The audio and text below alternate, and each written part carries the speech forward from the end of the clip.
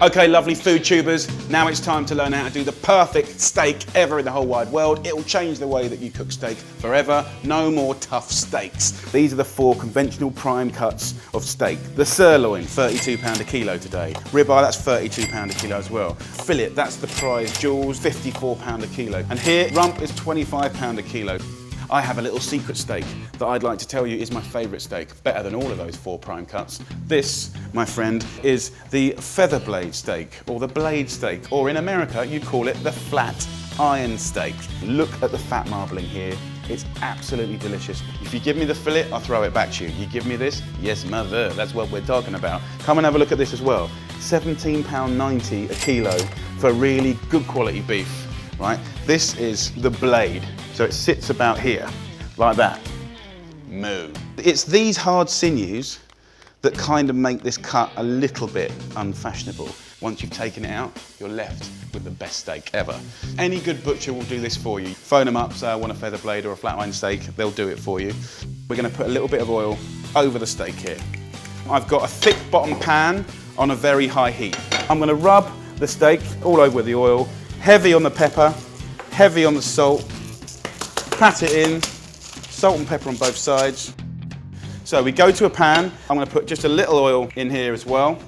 I'm going to go in with the steak. I'm just going to wipe my hands. Also, very importantly, do not take your steak from the fridge and cook it. Take the steak out of the fridge for an hour before you use it. Cover it, let it kind of get to room temperature. If it's screaming cold in the middle and screaming hot on the outside, it's going to toughen up, be horrible and fairly miserable. The flat iron steak really benefits from being cooked medium rare. I'm going to turn it once a minute, every minute. You want even cooking from both sides. So being equal with both sides keeps the moisture in the middle, which means when you rest it, it then comes back out again and gives you a beautiful, juicy steak. That's the way I do it. That's the way all my chefs do it. That's the way my steakhouse does it. And that's the way I think you should do it. The supermarkets around the world love to sell you a portion, kind of 8 ounces. I would advise go into a butcher's and instead of getting a thin little centimetre steak, get a double steak. That will serve 2 people. That way you can create a really dark outside and it can still be medium rare in the middle. If it's half the size of that, whatever you do to it is going to be well done. It's almost impossible to cook to your liking. If you love food, get a double steak. Now there's a couple of little things you can do for a sort of beautiful natural flavour. My friend Adam Perry Lang, he used to like rubbing the steak as he turned it with a little garlic. It's very subtle. I actually really like that. Another thing that you can do is you can get a little butter. When you turn the steak and it's sizzling on top, get that butter and just put it on top, just like that. And that sweetness from the butter is really beautiful. And again, that's going to add to that beautiful caramelization. And my last little trick is herbs. This is thyme, you could use rosemary, you could use oregano. What I do is go into this pan and just take that fat and just give it a ruddy good whipping. And that will again put in beautiful flavour.